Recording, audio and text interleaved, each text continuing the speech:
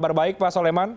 Selamat malam, baik-baik semuanya. Baik, Pak Soleman, ini kita membaca seperti kasus pembakaran ini ya, Mapolsek Ciracas ini yang kembali memantik hubungan antara TNI dan juga Polri sehingga terjadi panas dingin lagi tampaknya seperti itu. Nah, dari Anda lihat dari kacamata Anda ini Pak Soleman, apakah ini memang semata-mata hanya karena ada informasi hoax lalu kemudian terhasut lalu melakukan aksi pembakaran? Tapi kalau kita lihat story-nya begitu sempat juga ada hal yang sama. Apa yang Anda baca Pak Soleman terkait dengan penyerangan ini? Oke, memang faktanya adalah penyerangan Mapolsek Ciracas. Itu adalah fakta. Ya. Tapi itu hanya sepertiga dari 2/3 yang ada tenggelam di bawah laut kalau kita pakai ilmu es batu. Ya. Hanya 2/3 saja. Karena 100 orang hanya dalam tempo yang sesingkat-singkatnya bisa terpicu oleh seorang tamtama, itu suatu hal yang luar biasa. Artinya apa itu Pak Soleman? Nah, itu artinya sudah ada bibit-bibit di dalam mereka ini. Kita lihat saja di atas ya, memang TNI Polri, kita lihat di atas begitu dekat ya. Tetapi apa yang terjadi bagi tamtama ini kita harus menggali lebih dalam. Karena ada, saya iseng-iseng saja ya, dengan beberapa orang tamtama, aja bicara-bicara, mereka ada pertanyaan yang menggelitik bagi saya. Dia tanya, Pak Ponto, apakah NKRI itu masih negara kesatuan Republik Indonesia? Saya tanya, apa maksud Anda tanya itu? Bukankah negara ini sekarang telah menjadi negara kepolisian Republik Indonesia? Itu pertanyaan seorang tamtama. Dan ini terulang lagi hari Senin lalu ada satu seminar diulangi oleh Ibu Koni Rahakundini. Dia bertanya, apakah NKRI ini masih negara kesatuan Republik Indonesia? Apakah ini tidak negara kepolisian Indonesia? Nah, Ibu Koni Rahakundini yang begitu tinggi levelnya bertanya seperti itu. Dan seorang tamtama juga bertanya seperti itu. Kita tentu harus melihat apa yang sedang terjadi di sini. Apa yang mereka lihat. Apakah ini karena kesenjangan tadi itu Pak Ponto? Nah, mari kita lihat. Dari situ apa yang saya lihat. Tadi malam saya dengan CNN, dengan TV One. Di situ dia bilang, TNI belum selesai. Bagaimana TNI harus dibuat aturan perbantuan terhadap polisi. Satu. Kedua, masalah undang-undang teroris. TNI harus membantu polisi. Padahal TNI sudah ada undang-undang TNI yang itu adalah tugas pokok TNI. Kemudian undang-undang Kamnas di mana TNI akan diatur. Di sini sangat terlihat bagaimana TNI ini seakan-akan masuk kurungan. Bagi orang-orang di atas seperti itu. Bagi tamtama. Baru situ. Mari kita lihat lagi yang lain. Dilihat lagi yang lain. Kita lihat mulai dari Dirjen Imigrasi, polisi. Kita lihat lagi Bulog, polisi. KPK, polisi. Mendagri, polisi. Yang sebelumnya itu adalah tempat-tempat di mana di situ adalah TNI. Mendagri TNI. Lah sekarang semua menjadi polisi. Bagi kita perwira itu no problem, itu adalah pilihan. Tetapi bagi tamtama itu baru di atas. Bagi tamtama apa yang dia baca bisa saja bagi mereka. Kalau di atas sudah seperti itu, ya tempat-tempat saya di bawah ini yang dulu saya bisa misalkan mengamankan sesuatu, sekarang juga tergeser. Artinya di situ perlu penting juga peran komandan dari masing-masing tamtama tersebut dong artinya Pak Ponto. Artinya kan para prajurit ini kan juga sudah seharusnya mengikuti apa yang menjadi arahan. Itu normatif seperti itu. Normatif para tamtama itu mengikuti para komandannya. Tapi itu zaman dulu, zaman sekarang tidak akan sulit komandannya itu mengendalikan mereka. Kenapa itu Pak Ponto? Sepanjang mereka di barak itu bisa. Tetapi ketika mereka keluar pesiar, ingat kemarin itu hari libur. Ketika mereka keluar pesiar, hanya dengan satu klik WA, mereka akan bisa berkumpul. Dan jangan lupa, para tamtama ini adalah prajurit-prajurit terdepan dalam bertempur. Mereka adalah orang-orang yang pion-pion yang tidak kenal mundur. Pion itu tidak kenal mundur. Dan itulah mereka. Mereka adalah orang-orang terdidik dalam untuk melaksanakan penyerangan seperti itu. Dengan adanya WA. Dan jangan lupa, ini tamtama. Kita pernah ingat lagi ada kasus Bintara yang dalam kasus geng motor. Bagaimana mereka bisa mengumpulkan diri menghajar geng motor. Nah, ini harus kita pikirkan sekarang. Jadi tidak hanya di lingkungan perwira kita bisa menetralisir, tapi di lingkungan Bintara tamtama mereka sudah bisa melihat dan bisa mereka memprediksi atau mereka membaca dengan cara berpikir mereka, bukan cara berpikir perwira. Inilah buktinya. Hanya karena, lihat, ada polisi, ada preman yang di sana. Nah, kita bisa lihat tamtama ini seperti apa dalam mencari hidup. Pasti bersinggungan dengan ini. Nah, kalau di atas saja sudah dianggap tersingkir, apalagi kami yang kecil-kecil.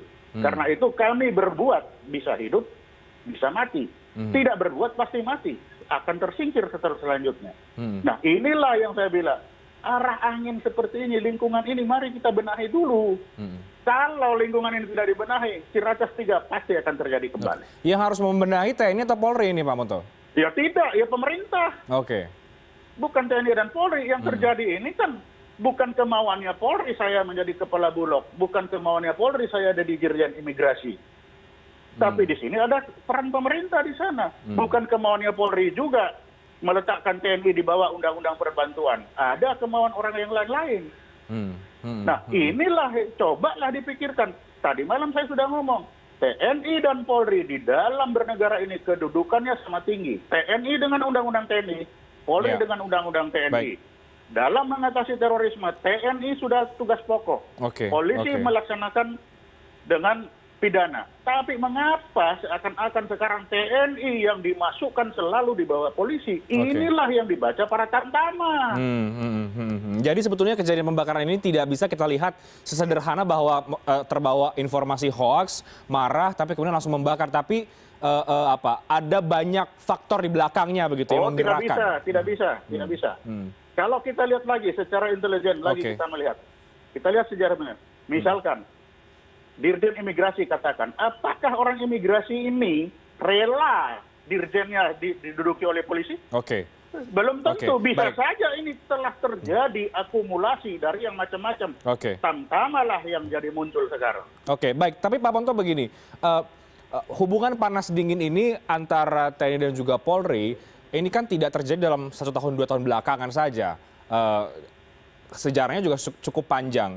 Bukan barang baru katakanlah begitu. Artinya kan memang sudah ada juga story yang kemudian membentuk bahwa hubungan ini terlihat harmonis di atas tapi di bawah tampaknya tidak demikian. Nah, apa yang kemudian harus diperbaiki oleh pemerintah? Kalau tadi Anda katakan pemerintah yang harus memperbaiki ini, seperti apa? Bagaimana kemudian memperbaiki situasi ini? Kita akan bahas nanti Pak Ponto, usai jeda. Kami akan segera kembali.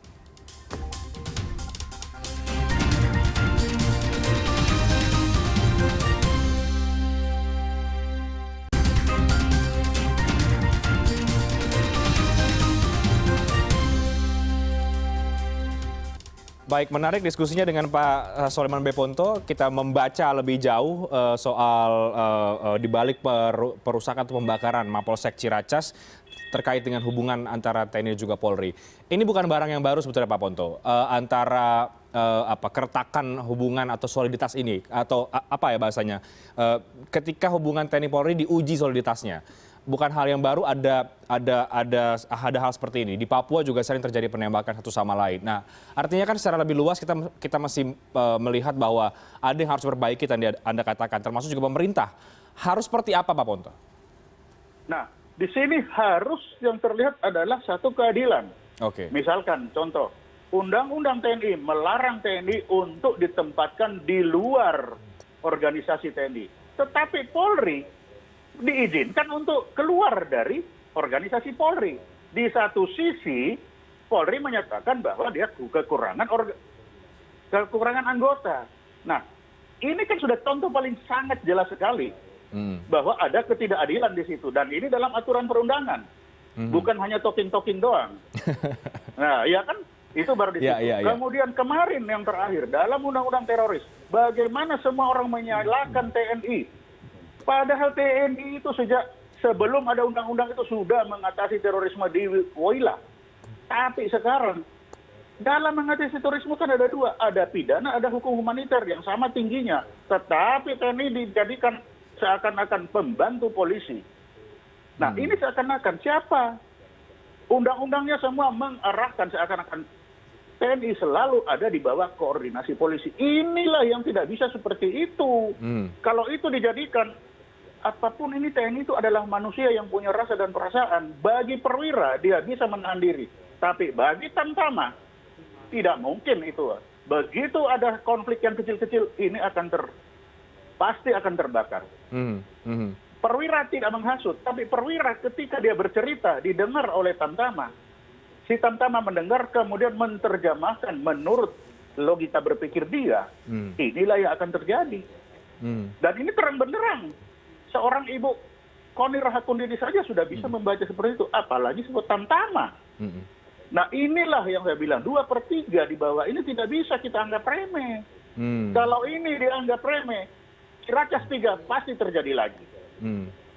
Pasti, dan bukan hanya di sini. Ini baru awal, bisa saja di seluruh Indonesia. Jangan lupa, tamtama sekarang dia sudah punya dengan HP satu saja, mereka sudah, dan mereka adalah orang-orang terlatih. Mereka juga di situ adalah agen-agen intelijen yang dilatih untuk itu, dilatih untuk menghancurkan, dilatih untuk menyusup kemana-mana. Mereka orang terlatih. Kalau begitu dengan kondisi demikian, artinya perlu juga peran dari internal TNI untuk bisa mengontrol para prajuritnya juga dong, artinya Pak Ponto, atau bagaimana?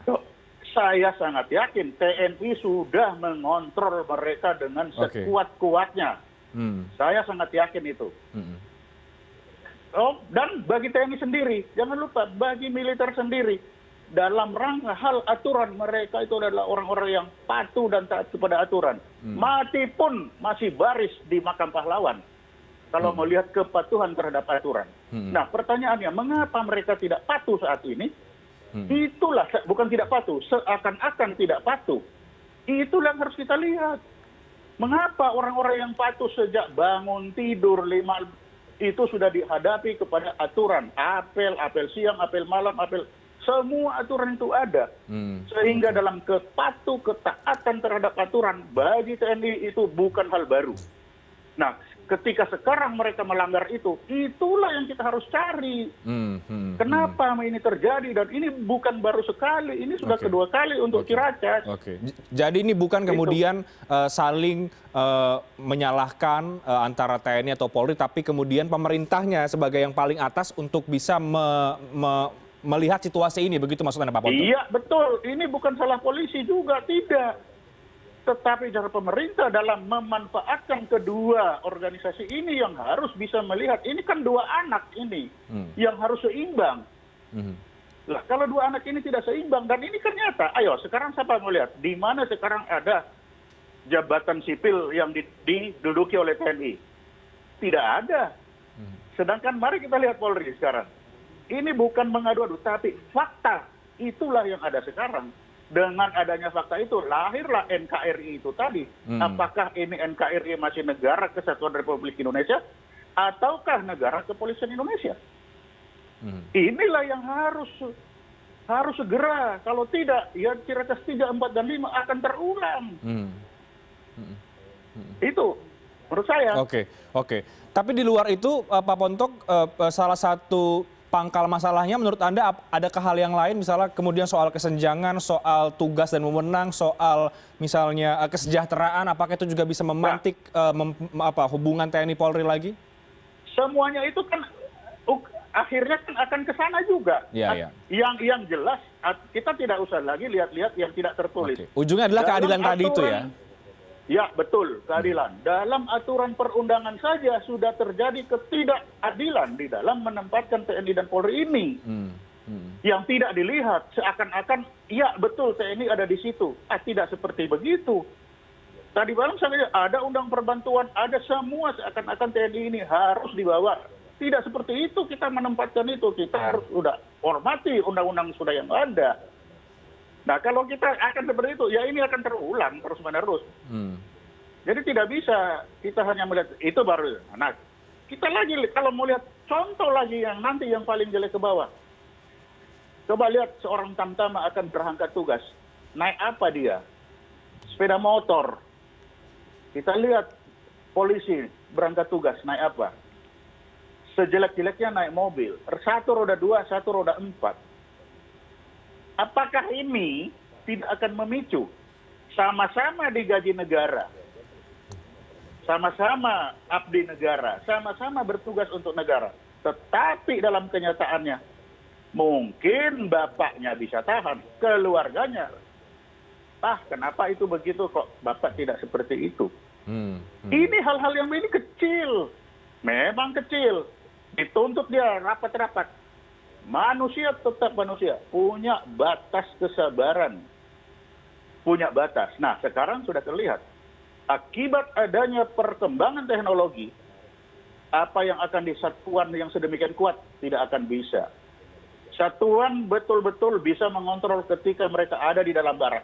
Tapi ketika mereka keluar, disitulah mereka akan berkonsolidasi. Dan ini Tamtama, yang lalu adalah Bintara. Tinggal Perwira aja yang belum. Ya. Tapi dua ini, dan jangan lupa, dua ini adalah ujung tombak dua-duanya. Tamtama itu adalah pion. Pion itu adalah alat bermain yang tidak pernah mundur. Sama dengan Tamtama ini, tidak pernah mundur. Padahal kalau kita lihat di luar, Pak Ponto, antara TNI Polri di level elit ini selalu mengatakan bahwa kami solid dalam menghadapi berbagai situasi, begitu. Artinya ini hanya sekedar lip service saja kah? Nah, kan intelijen selalu bilang, tidak kelihatan, belum tentu nggak ada. Adapun belum tentu itu bentuknya. Nah, jadi apa yang terjadi di atas, ya belum tentu itu bentuknya. Oke lah, di atas itu benar, tidak ada masalah seperti itu. Tapi ke bawah terjemahannya lain. Tidak akan, kalau di atas bagus, di bawah bagus, tidak akan ada Ciracas 1 dan Ciracas 2. Tapi ini yang ada, itu artinya apa? Terjemahan ke bawah itu lain. Situasi dilihat sama, tapi yang diterjemahkan oleh Perwira, diterjemahkan oleh Bintara itu beda. Baik, Pak Ponto terakhir, terjemahan yang berbeda tadi itu kalau tidak segera diperbaiki, apa konsekuensi yang bisa paling parah terjadi katakanlah antara hubungan TNI dan juga Polri? Ciracas 3 akan terjadi lagi. Itu belum terjelek. Yang jelek lagi, kalau mereka-mereka ini disusupi unsur-unsur dari ideologi yang lain. Nah, ini akan kacau lagi. Sekarang belum masuk, ideologi itu belum masuk. Tapi kalau ini dibiarkan terus, ideologi masuk kepada mereka, ini akan tambah ruwet negeri ini. Sekarang baru Ciracas 3 bisa terjadi dengan ini. Tapi kalau masuknya ideologi, itu sudah bukan bicara Ciracas lagi, sudah berbicara Indonesia. Dan jangan lupa, Tamtama itu adalah yang terbanyak dari dalam satuan-satuan yang ada di militer ini. Ya, baik Pak Ponto. Ini tadi Anda katakan fenomena gunung es tadi itu ya. Jadi memang harus segera diperbaiki. Mudah-mudahan ini kemudian menjadi satu pengingat lagi kepada pemerintah untuk memperbaiki apa yang tadi Anda sampaikan terkait dengan hubungan antara TNI dan juga Polri, dan tentu kita berharap tidak ada lagi Ciracas 3 seperti tadi Anda khawatirkan begitu ya, dan ini betul-betul segera diperbaiki karena bagaimanapun keduanya adalah baik TNI dan juga Polri dibutuhkan oleh masyarakat, dan kalau kemudian terjadi perselisihan, masyarakat juga yang akhirnya terkena dampaknya. Terima kasih banyak Pak Soleman B. Ponto sudah berbagi perspektif bersama dengan kami pada malam hari ini. Tentu kita berharap ada perbaikan ke depannya untuk hubungan TNI Polri yang lebih baik lagi. Terima kasih banyak, Pak. Usai jeda kami akan segera kembali dengan informasi lain, diantaranya Presiden Donald Trump mengumumkan Badan Intelijen Amerika Serikat akan menghentikan agenda laporan secara tatap muka. Hal ini dilakukan demi keamanan pemilu Amerika. Kami akan segera kembali.